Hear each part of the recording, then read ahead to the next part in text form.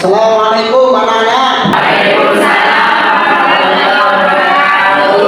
Bagaimana kabar hari ini?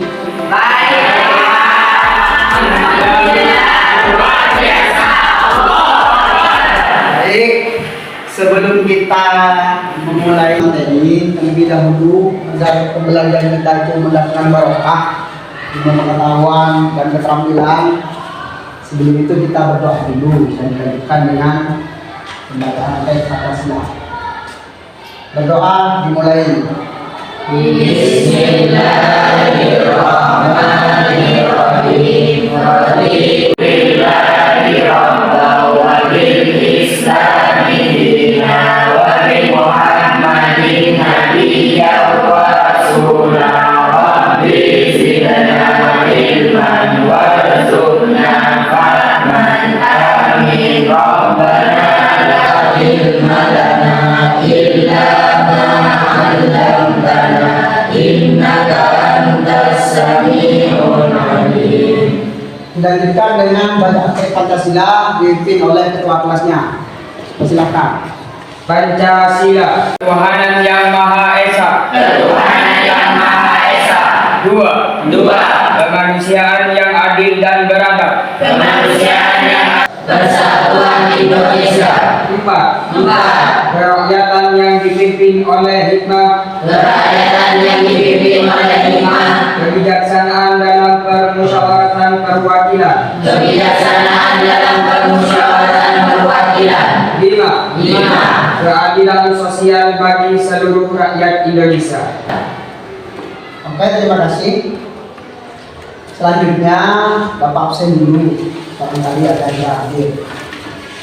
Ahmad Fauzan. Hadir Pak. Ahmad Fauzi. Hadir Pak. Afifah. Hadir. Aminatus Safina. Hadir Pak. Kita Melani Ana Rahma. Hadir Pak.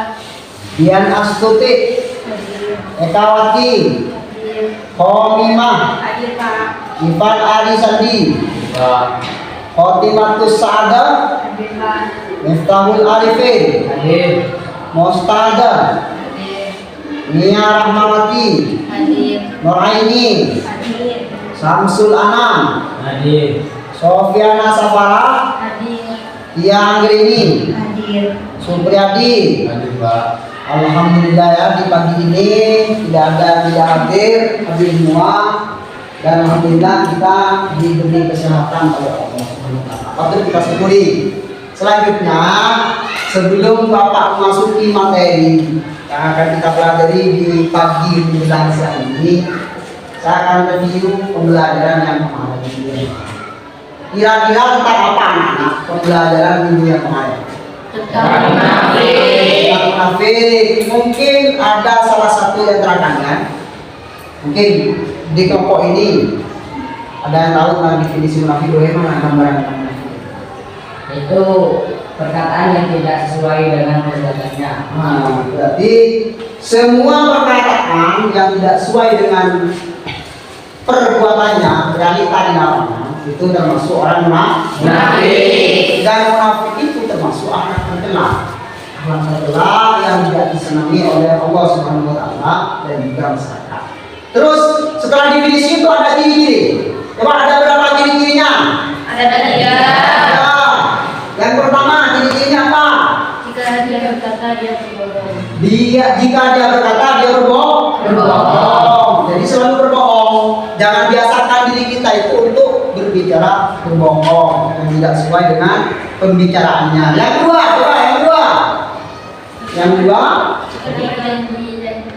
ketika berjanji ya ingat. Jadi kalian semua baik berjanji kepada teman sejawat, baik terutama berjanji dengan orang tua, berjanji dengan adik-adiknya, tidak menjalankan tugasnya dengan baik. Itu yang namanya berkhianat. Mungkin cukup kita masuk pada materi yang akan kita bahas di siang pagi menjelang siang ini ya. Jadi ada dua poin. Ada bergaul dengan orang tua. Coba ada gambaran tentang adab tata krama dengan teman sebaya misalnya kita sehari-hari itu bagaimana gambarannya? Apa yang tahu itu? Ya. Yaitu dengan cara kita saling membantu apabila dapat kita dalam kesulitan. Ya, saling membantu. Bagus. Jadi ada tata krama atau ada tata krama dengan teman sebaya itu ketika ada teman yang kesulitan. Misal tentang pelajaran matematika. Jadi bukan diberi contoh. Diberi contoh kan bukan, tapi membantu teman kita ketika dia sulit untuk memahami pelajaran itu bantu, dikasih tahu dan sebagainya. Jadi itu gambarannya ya. Jadi gambaran tentang ada tata krama terhadap teman sebaya. Ini perlu kita ketahui tujuan pembelajaran hari ini menjelaskan ada tata krama Islam dalam bergaul dengan orang yang sebaya yang lebih tua, menganalisis yang kedua menganalisis atau meneliti adab Islam dalam bergaul dengan orang yang sebaya dan yang lebih tua. Terus yang ketiga menyajikan hasil analisis ini hasil penelitiannya tentang adab Islam dalam bergaul dengan orang yang teman sebaya dan orang yang lebih tua. Kalau contoh barusan yang sudah Anda jelaskan tentang sedikit sekilas contoh tentang tata krama atau adab terhadap teman sebaya. Kalau contoh terhadap tata krama terhadap orang tua itu bagaimana? Misal ketika ada di rumah itu bagaimana? Yang dimaksud dengan adab terhadap orang tua. Coba siapa yang tahu? Gambaran adab tata krama terhadap orang tua. Yang dimaksud tata krama si orang tua itu seperti apa sih kalau yang di rumah itu? Ayo. Ya. Menggunakan tutur kata yang baik. Bagus. Menggunakan tutur kata yang baik. Jadi sesuai dengan yang ada dalam Quran, wala taqul lahum uffin. Saking tidak bolehnya, saking dilarangnya kita, jangan kita berkata terhadap orang tua itu dengan kata-kata no, kalau bahasa no, jangan begitu.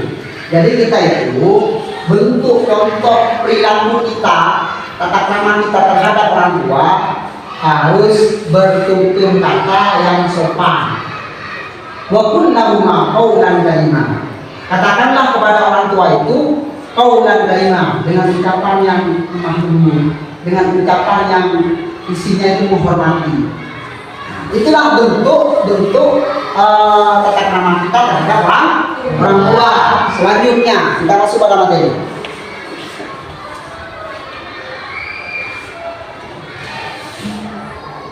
Jadi poin tema kita ada pergaulan. Jadi ada pergaulan ada dua. Nah ini ada bergaul dengan teman sebaya, ada bergaul dengan orang yang lebih tua. Ada bergaul dengan teman sebaya, barusan sudah teman-teman kalian sudah sampaikan bahwa kita menolong teman kita dalam keadaan sulit, menghargai teman kita itu termasuk adab tata krama terhadap teman sebaya. Selanjutnya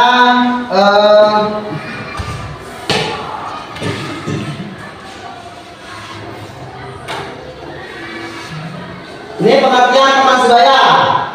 Di sini dijelaskan bahwa teman sebaya itu diartikan sebagai kawan, sahabat atau orang yang sama-sama bekerja atau berbuat. Teman sebaya atau pes adalah hubungan individu pada anak-anak atau remaja dengan tingkat usia yang sama serta melibatkan keakraban yang relatif besar dalam kelompoknya. Maksudnya gini, jadi teman sejawat atau teman sejajar itu contoh kalau kita di sekolah, kalau kita di madrasah, berarti teman sejajar kita, teman sejawat kita itu adalah teman kelas atau teman tingkat. Kalau tingkat MA misalnya, atau ketika Anda nanti keluar bekerja, berarti teman sejawat itu adalah rekan-rekan kerja kita. Kalau kita misalnya bergaul dengan misalnya di organisasi pramuka misalnya, teman sejawat kita ya sekitar kita, artinya sama-sama baik di umur atau di tingkatan-tingkatan yang lain. Itu yang dimaksud dengan teman-teman sebaya. Jadi meskipun teman sebaya kita dianjurkan untuk mempunyai adab yang baik, mempunyai tata krama yang baik, mempunyai perilaku yang baik, agar kita itu terbiasa ketika keluar dari pendidikan. Karena sebenarnya dalam pendidikan itu kita latihan semua. Kita latihan menghargai, kita punya tetangga kelas 3, ya kelas 3 ya, tetangga kelas 2, terus tetangga adik kita kelas 1 dan sebagainya. Bagaimana kita berinteraksi dengan mereka dengan baik, bagaimana kita menghargai meskipun sama-sama teman sebaya, meskipun sama-sama seumuran. Jadi kita dilatih diri kita untuk menghargai mereka. Nah, kalau kita sudah terbiasa menghargai teman-teman sebaya atau teman sejawat, insya Allah kita akan lebih menghargai pada orang yang di luar. Tema kita kali ini kan ada 2 poin. Yang pertama kita menghargai terhadap teman sebaya, yang kedua menghargai terhadap orang yang di luar. Ini definisi. Terus bentuk adab bergaul dengan teman sebaya. Jadi bentuk-bentuknya bagaimana? Ada beberapa poin, ada 4 poin. Jadi bentuknya itu pertama saling percaya di antara teman sebaya. Coba saling percaya itu bagaimana? Pengalaman coba. Ya, silakan. Ketika ada hal-hal yang dirahasiakan teman kita harus menjadi seorang yang dapat dipercaya. Bagus. Jadi ketika ada hal-hal yang perlu dirahasiakan di antara kita, karena manusia itu sebenarnya tidak sempurna, pasti ada kekurangan, ada kelebihan. Makanya kalau kita cari teman yang sempurna, sampai kiamat pun kita tidak. Jadi ada hal-hal yang rahasia ada hal-hal rahasia yang tidak perlu kalian expose, tidak perlu kalian dokumentasikan, atau tidak perlu kalian sampaikan kursus OSI misalnya. Ada yang menyampaikan tentang perundang-undang dan sebagainya, kita hargai agar kita terbiasa. Nanti ketika kita keluar dari pendidikan, kita sudah menjadi lulusan MA misalnya, itu biasa kita nanti meskipun teman sebaya, meskipun setiap hari itu sering ketemu, sering bercanda, berkurang dan sebagainya. Jadi kita ada tempat-tempat, kalau bahasa Arab itu kebetulan situasi dan kondisi. Ada kondisi di mana kita harus menghargai pendapat teman itu ketika dalam keadaan resmi dan sebagainya. Ada kita itu harus bercanda gurau. Makanya manusia itu memang perlu manusia itu untuk merefresh itu mendidik. Terus yang selanjutnya sikap saling tolong menolong dengan kebaikan. Coba bagaimana ini contohnya? Sikap saling tolong menolong dengan kebaikan. Kalau di lingkungan madrasah bisa kemudian mendirikan contoh di lingkungan madrasah bisa. Kayak ini loh. Ya, apa yuk? Sikap saling tolong menolong dengan kebaikan. Yo. Dalam kebaikan, sikap saling tolong menolong dalam kebaikan. Bagaimana? Contohnya apa? Jadi maksud ini barusan kan sudah disebutkan tadi. Contoh ada teman kita yang tidak paham, misalnya kurang paham. Jadi itu kan hal-hal yang baik itu, bukan disalahpahami. Hal-hal kebaikan biasanya nanti ketika ujian diberi contekan itu bukan. Itu tanda kutip ya, tanda kutip ini termasuk yang kebaikan. Sini menolong dalam kebaikan. Terus saling menasehati dalam kebaikan. Ada gambaran? Saling menasihati dalam kebaikan, saling menasihati, ya bagus ngomong. Jadi saling menasihati dalam kebaikan itu ketika kita berteman, terus salah satu teman kita itu ada yang jarang sholat atau sering meninggalkan sholat. Di saat itu kita harus hadir dalam kehidupannya atau sering menasihati dan sering mengajak dia untuk sholat. Ya, bagus.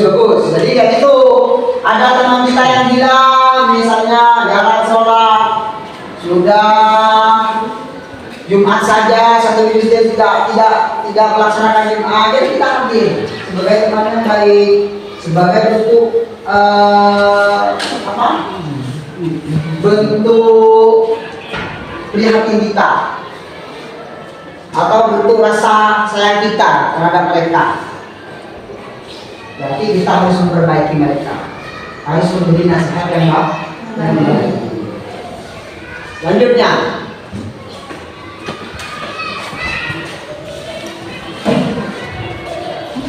hikmah menerapkan adab bergaul dengan teman sebaya. Jadi hikmah di sini ada hikmah. Hikmahnya apa? Mestinya ketika kita melaksanakan adab bergaul dengan teman sejawat, dengan teman sebaya atau teman sepertinya, pasti ada hikmahnya. Hikmah itu termasuk dua. Hikmah itu husulul faidah kharijal maksud. Jadi hasilnya faidah di luar tujuan. Pertama, kalau dicontohkan pada pohon mangga. Pohon mangga itu tujuannya apa? Tujuannya untuk buah. Tapi selain buah, pohon mangga itu lindang. Artinya bisa untuk kita berteduh. Yaitu namanya hikmah. Husulul faidah kharijal maksud. Jadi ada hikmah. Pasti semua itu, semua yang kita lakukan di dunia ini pasti ada hikmahnya. Yang selanjutnya poin C, menumbuhkan sikap peduli dan peka terhadap persoalan-persoalan yang terjadi di sekitar kita. Seperti apa yang sudah disampaikan teman-temannya itu. Jadi ketika itu sudah kita menggunakan takama yang baik terhadap teman sebaya, kita peduli. Dari aturan syariat Islam, kita nasihati. Ketika teman menyimpang dari aturan-aturan yang dikeluarkan di madrasah, sering bolos, sering terlambat, kita nasihati. Wa tawassaw bil haqqi wa tawassaw bis sabr. Kita saling menasihati dalam hal kebaikan. Hal kebaikan itu mana? Dan ini yang akan menimbulkan sikap peduli dan peka terhadap persoalan-persoalan yang terjadi di sekitar kita. Benar. Yang kedua sekarang, kita sudah masuk pada poin yang kedua. Barusan itu adalah tata krama kita terhadap teman sebaya. Yang poin B, adab bergaul dengan orang yang lebih tua. Bentuk-bentuk adab bergaul dengan orang yang lebih tua. Tadi sudah disebutkan bentuk bergaul atau tata krama terhadap orang tua. Sekarang saya minta kelompok, sekilas kelompok, Anda adab bergaul, adab kepada orang tua, kepada guru. Jadi tadi sudah disebutkan bagaimana gambaran kita itu ketika kita itu melaksanakan takama terhadap orang tua. Sekarang ada gambaran, coba saya minta gambaran tentang takama terhadap guru. Yang bisa? Ya, kamu. Adab kita terhadap guru, apabila guru menjelaskan maka pada kita harus mendengarkan.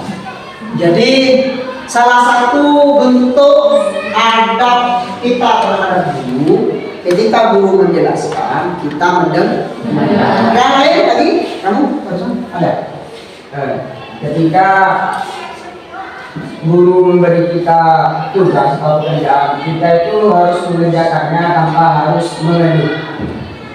Ya, jadi kebanyakan sekarang kebiasaan diri kita itu, karena kita itu semua ada beberapa materi yang harus kita kuasai. Jadi akhlak atau adab terhadap guru itu salah satunya lagi ketika diberi tugas silakan dikerjakan sesuai dengan apa yang sudah diperintahkan dan tidak usah Jadi sikap kita seperti itu adalah salah satu bentuk.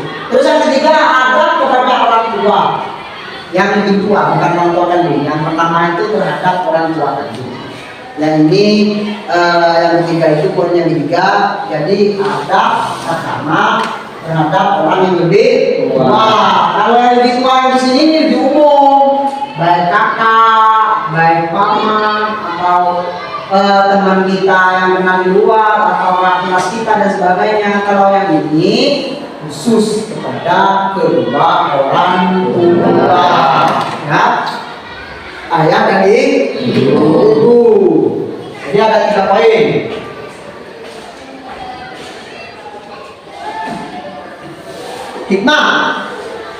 Hikmah menerapkan adab bergaul dengan orang yang lebih tua. Hikmah apa yang kita dapat?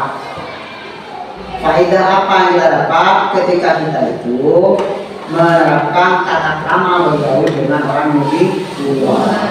Dapat menyenangkan hati orang tua dan guru, betul kan? Kalau tidak, ketika kita sudah baik, ketika kita sudah bagus, tata krama kita, etika kita bagus terhadap orang tua, pasti sampean itu akan disenangi oleh orang tua dan guru. Berarti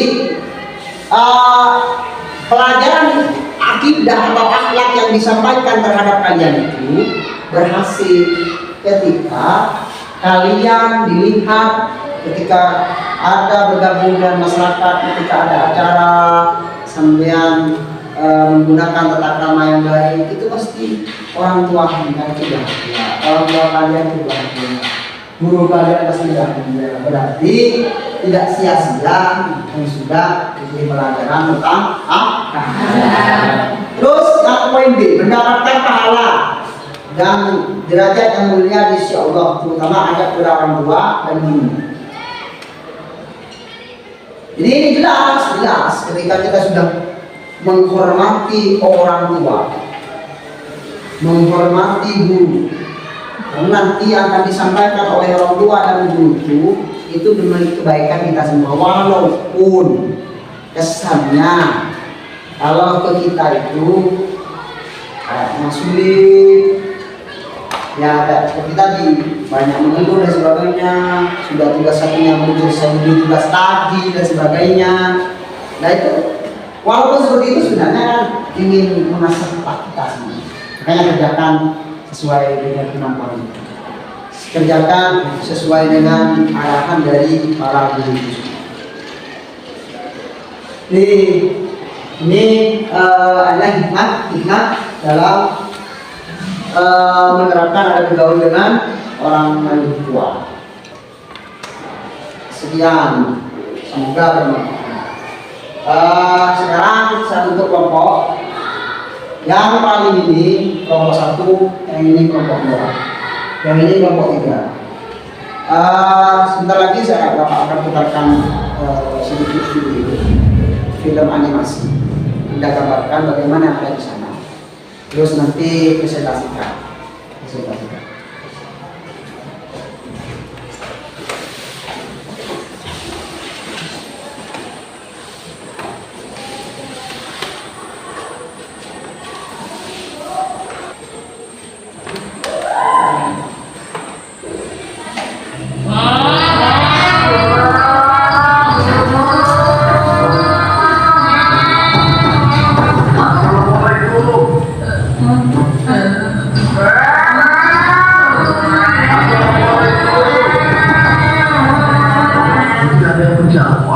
Jangan-jangan tidak ada orang di dalam rumah.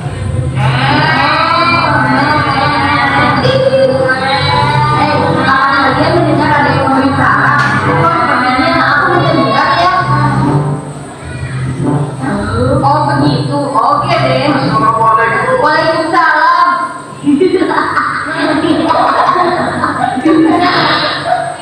Pak Rudi. Iya Pak. Bapak ini kebetulan ada di mana? Kebetulan beliau ada Pak. Maaf kalau boleh tahu ada perlu apa ya Pak? Oh, ini Pak. Ada urusan kantor yang harus Bapak sampaikan kepada ayahmu. Baik Pak, silakan duduk dulu. Nanti saya sampaikan keperluan Bapak ke ayah saya. Terima kasih.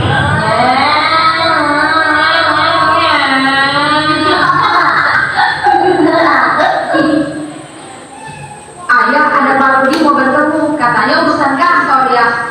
Oh iya. Papi, ayah akan ganti baju dulu. Tolong beritahu Ibu dan Dodi untuk tidak ke tempat bermain. Lalu dengan Pak Rudi untuk tunggu sebentar ya. Iya ya. Wah, ada tamu. Ketemu paman ya. Om temannya paman ya. Rumah Om di mana? Wah Om, bajunya bagus. Tapi kaya Om.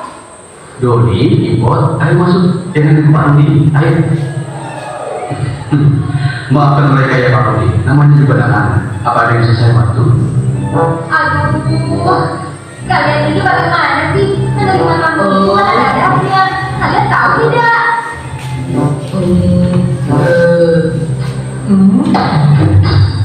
Aduh, pantas kalian bersikap seperti itu. Loh, tadi aku hanya bersopan santun dan aku bertanya dengan sangat sopan kok. Aku juga bertanya dengan sopan. yang salah ya. Astagfirullahaladzim. Aku lihat gambarnya tadi dan pembahasan bukan begitu. Harusnya tanggal sih lu. Kalian yang ada di ruang tamu bisa membuka pintunya, ambil saja. Jadi tamu tidak terlalu lama menunggu. Tapi kalian sudah tahu belum? Aku punya sesuatu tentang ada menjamu tamu. Apa lagi? Kalian mau tahu? Kami tahu. Ayo ikut aku. 3, 2, Tahu. Adab memuliakan tamu. Yang pertama, mengucapkan salam lalu membukakan pintu. Kedua, bertanya akan keperluannya lalu menyampaikannya.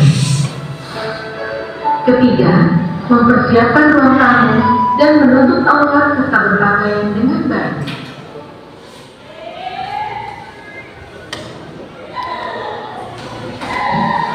Itulah tadi sekilas gambaran tentang kita masing-masing, yang mana di sana ada tamu, yang mana tamu itu adalah orang tua, ada anak-anak yang bermain di dalamnya. Terus sekarang saya minta kelas 1 ini dimulai dari mana? Dari sini. Yang pertama, kita menjawab salam dan membuka pintu. Kemudian kita bertanya untuk keperluannya. Dan yang ketiga, kita itu mempersilahkan ke ruang tamu dengan memakai baju yang baik. Sekarang saya minta gambaran kesimpulan yang Anda dapat dari materi adab bergaul dengan teman sebaya dan adab bergaul dengan orang yang lebih tua. Coba siapa yang bisa kesimpulan dari materi kita yang kita pelajari barusan ini? Adab bergaul dengan teman sebaya, adab bergaul dengan orang tua. Sebelum saya akhiri, saya minta kesimpulan dulu. Nanti saya akan membantu. Nah, yang bisa kesimpulan dari materi gambaran adab terhadap teman sebaya. Itu barusan adab secara umum. Mungkin ada demikian. Ada teman sebaya ini sangat penting. Mungkin ada alami ketika ada yang lain? Kalau sudah cukup itu, sudah cukup.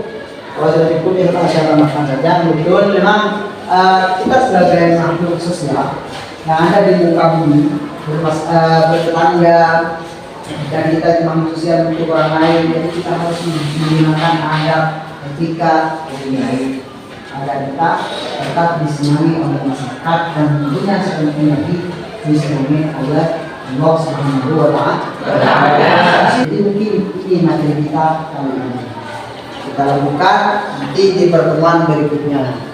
Bapak Andi, Wassalamualaikum wabarakatuh.